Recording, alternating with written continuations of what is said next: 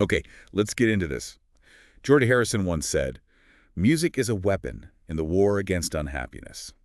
That's a powerful quote. It really is. And, today we're kind of looking at some interesting musical ammunition in that fight. Mm-hmm. We're doing a deep dive into TATANKA's upcoming album, Rock, Roots, and Reggae.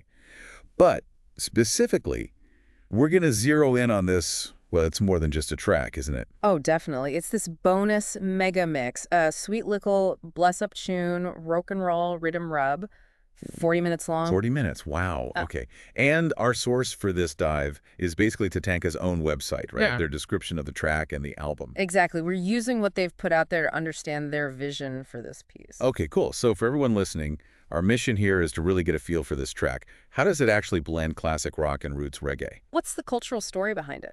Yeah, and what's this message of unity and love they're talking about? We want to give you a shortcut, basically, to appreciating what sounds like a really unique musical blend and, its deeper meaning. So maybe the best place to start is that core idea, the fusion itself. What are we actually talking about when we say classic rock meets roots reggae in this mix? Well, the description uses the phrase seamless blend, which suggests it's not just like cutting and pasting parts together. Right, not just a reggae beat slapped onto a rock song. Exactly. It sounds like it's about weaving those huge classic rock anthems into the actual rhythmic fabric of roots reggae. They call it nostalgic yet innovative.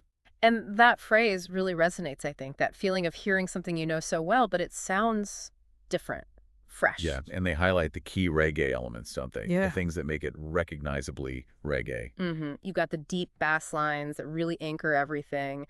Then the skanking guitar, those offbeat chords. Is that bounce? Yeah. Definitely. And soulful vocals, which are so characteristic of particularly roots reggae. And what's really interesting is how these elements are used to recontextualize the rock songs. That's the word they use. Recontextualize. I like that. So it's like taking something familiar and putting it in a new frame, maybe seeing it differently. Precisely. It breathes a new kind of energy into them. Mm-hmm. And it seems like there's a purpose behind which elements they're blending. They talk about the synergy between rock's defiance. Right. That rebellious spirit. And reggae's message of peace. It's almost like they're finding a common thread there, even though they seem quite different on the surface. That's interesting. Two different ways of pushing back, maybe. Could be. And the description also mentions how this fusion is meant to bring out the emotional depth that's already in the rock songs, Okay. while the reggae rhythms kind of breathe new life into them. So for listeners who enjoy those aha moments, hearing something familiar in a new light. Yeah, this sounds like it could deliver that element of surprise. Okay, so moving beyond just the sound, what about the cultural side of things? This isn't just about musical styles colliding, is it? No, definitely not. Both rock and reggae have, well, significant cultural weight, historically speaking. Mm-hmm. They've both been used as vehicles for social change and personal expression. Think about reggae's roots. Rastafarian movement, right. Bob Marley, Peter Tosh. Themes of resistance, empowerment. Absolutely. Especially powerful for marginalized communities. And rock music, well, it's got its own long history as a voice for rebellion, for questioning things. From the 60s counterculture onwards. Yeah. So TATANKA weaving these two traditions together, it kind of underscores music's power to connect different cultures, different voices, different histories. And the language plays a part too, right? They mentioned using Jamaican patois. Yes, and that's a crucial detail. Using patois, which, is that English-based Creole language from Jamaica with African influences, it grounds the music very specifically in its reggae heritage. So it's authentic to the reggae side. Right. It honors those roots. But at the same time, by blending it with rock and using these universal themes, it makes a statement about, well, unity and inclusion, about music crossing borders. That definitely adds another dimension. So we have the fusion, the cultural weight. What's the core message they're trying to send with this sweet little bless-up tune? The description really emphasizes love, peace, and community. It's framed almost as a kind of spiritual journey across the 40 minutes. A spiritual journey. I like that. The bless-up in the title certainly points towards positivity. It does. And they talk about pairing the uplifting and inclusive vibes you often get from reggae with the more maybe introspective and sometimes rebellious spirit of rock. So creating a space where different emotions can kind of exist together. Yeah, exactly. Like saying that, despite all our differences, maybe in background or perspective, there's this shared human desire for connection, for love, for unity. And that ties into TATANKA's overall mission, doesn't it? Using music to bridge gaps, empower voices. Precisely. It aligns perfectly with what they say they're trying to achieve more broadly. Okay, so this bonus track, it sounds like a real statement piece. Hmm. How does it function as a glimpse into the main album, Rock, Roots, and Reggae? Well, it seems like it's meant to be a microcosm of the album's larger themes. Yeah. Unity, inclusivity, music's power. So it sets the tone. Exactly. It showcases that sound they're going for, that familiar and groundbreaking mix. It's described as a powerful teaser for the whole musical and emotional experience of the album. Like an overture, almost. Kinda, yeah. You get the uplifting rhythms, the messages of love and empowerment. It's basically demonstrating right up front how music can, as they put it, transcend boundaries and speak directly to the heart. Okay, so let's talk specifics on the sound. What should people expect to hear? They're quite clear on this. They specify a 1970s roots reggae groove, so think warm bass, that skanking guitar rhythm we mentioned, and soulful, conscious vocals. The overall vibe they're aiming for is explicitly peace and love. So grounded in that classic sound and the dialect. Clearly stated as Jamaican patois, which reinforces that authenticity we talked about. Right. Now, this is where it gets really tangible. They actually list some specific rock songs and give little snippets of potential patois lyrics for the reggae versions. This should give us a real flavor. Yeah, this is fascinating. Okay, first one. Led Zeppelin's Rock and Roll from '71. High-energy classic rock. What's the patois sample? They give examples like, "It long time now, me no rock and roll," and "It long time now, me no techno stroll." Huh. Long time now. Instantly gives it that reggae timing, doesn't it? It really does. It shifts the whole feel. Okay, next. Kiss, Rock and Roll All Night, '75. The ultimate party song. The sample lyric goes, "Me Sammy Haffy rock and roll all night and trod with joy each and every daylight." Trod with joy. That's interesting phrasing. Adds a different layer to the partying idea. Brings in that Rastafari influence vocabulary. Then Joan Jett, I Love Rock and Roll from '81. Iconic cover. The snippet here is great. "Me love rock and roll, yeah. So drop another dollar in the jukebox. Million. Yeah. Yeah. Classic reggae shouts. And million. Yeah, terms of endearment, respect, really roots it in that culture. It's amazing how just a few tweaks make it sound so different. Okay, Chuck Berry, rock and roll music, 1957. Foundational stuff. The example chorus is, "Go on, play some da-da rock and roll music. Any lickle way you feel, choose it. It come with that backbeat. Me shine, lose it.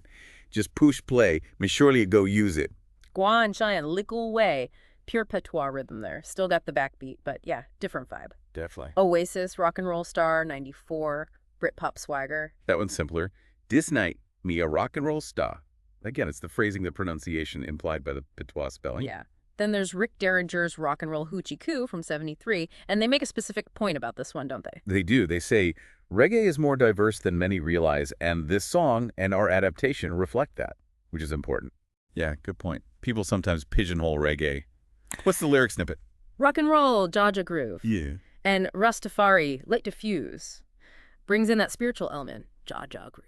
Right. Shows how it can connect with that bluesy boogie rock feel in maybe an unexpected way. Exactly. And finally, the Rolling Stones, "It's only rock and roll, but I like it." 1974. Defiant celebration. The patois version keeps the core sentiment. You say me, you most said just rock and roll, but me love it. Same idea, just filtered through that reggae linguistic lens. Wow. Hearing those examples really makes the concept click, doesn't it? You can almost hear the potential versions in your head. Absolutely. It grounds the whole idea. So let's pull back out to the album again, Wark, Roots, and Reggae. What else does the description tell us about the big picture? It strongly emphasizes TATANKA's commitment to diversity, equity, and inclusion. They talk about music's ability to transcend boundaries and unite voices, particularly focusing on the marginalized, underrepresented, and often overlooked. So the album itself is meant to embody those principles. Yeah. More than just entertainment. That seems to be the clear intention. It's presented as a celebration of the human experience, using this rock reggae fusion as the language. They mention weaving nostalgic echoes of classic rock with soulful rhythms of reggae to send messages of love, unity, and community. And there's a sense of respect for both traditions. Very much so. They stress deep respect for the cultural heritage of reggae, the rebellious spirit of rock, and the shared human journey. It's positioned not just as music, but as a platform for conversation, for growth, and for understanding. An invitation to the listener, then. Exactly. Listen to feel and to embrace the beauty in our differences. It loops back to their core mission, using music's transformative power for a more inclusive world. That's a really powerful framework for an album. And they even give us a hint about some other specific tracks beyond the rock and roll theme, right? Just brief mentions. Yeah, just a few tasters. Like Blind Melon's No Rain, they suggest it already feels halfway reggae, so the adaptation should be upbeat, positive. I can see that. It has that kind of mellow vibe already. Then Leonard Skynyrd's Simple Man, they see it as heartfelt, introspective, aligning with reggae's focus on conscious living. Okay, finding thematic links. The Eagles' Peaceful Easy Feeling is mentioned too, again, feeling half reggae already, continuing that mellow feel. Makes sense. The Beatles' Blackbird is described as spiritual, poetic. They imagine it sounding beautiful with a roots reggae rhythm. Oh, that could be lovely. Eric Clapton's Tears in Heaven is expected to become even more soulful, reflective, moving into a more personal and spiritual space on the album. Wow, taking on some heavy emotional songs there. Seems like it. Pink Floyd's Wish You Were Here, they feel its themes of longing and connection will be amplified by reggae. Fleetwood Mac's Landslide, similarly getting a dreamy, spacey roots treatment to underscore the emotion. Interesting choices. Using reggae to enhance the original feeling. Yeah. The Who's Behind Blue Eyes, they think reggae's contrasting rhythms could bring out a shift in its energy. Simon and Garfunkel's The Sound of Silence, they see it becoming a potent reflection on disconnection in a reggae style, maybe leaning into social commentary. That could be really powerful. Aerosmith's Dream On, getting a reggae twist on that epic build, enhancing the hope and resilience. David Bowie's Space Oddity, anticipated to get a dubby spaced-out treatment. Oh, a dub version of Space Oddity. That sounds wild. Fits the theme perfectly. Doesn't it? Then the Beatles' Let It Be as a soothing, peaceful follow-up. Bob Seger's Turn the Page as a soul-searching reggae ballad near the end. Bringing you back down to earth a bit. Yeah. And then John Lennon's God, which they connect to reggae's own challenging of false idols. And closing with the Allman Brothers Band's Melissa, gentle, calming, leaving you with a feeling of resolution and love. That sounds like an incredible journey through classic rock, reimagined. Really thoughtful sequencing, too. It really does. It seems like they've put a lot of thought into how these songs fit together within that reggae framework. Okay, so to wrap this up for our listeners, what are the main things to take away from this deep dive into TATANKA's sweet little bless-up tune and the glimpse it gives us of rock roots and reggae?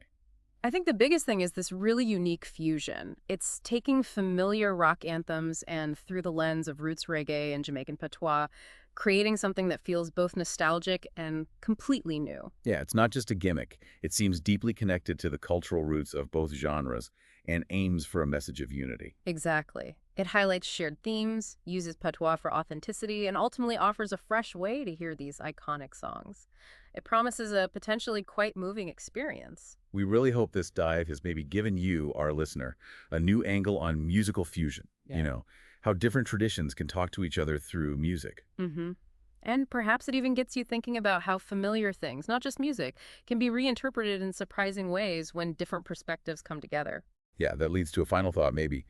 What other kinds of surprising blends, cultural or artistic or even just ideas, might be out there waiting to be discovered? Where else could mixing different things lead to something richer? That's a great question to ponder. How combining different elements can create something more meaningful than the sum of its parts? Definitely food for thought. And of course, if this has intrigued you, look out for the full album, TATANKA's Rock, Roots, and Reggae, when it drops. Sounds like it'll be quite the experience. It certainly sounds ambitious and potentially very rewarding.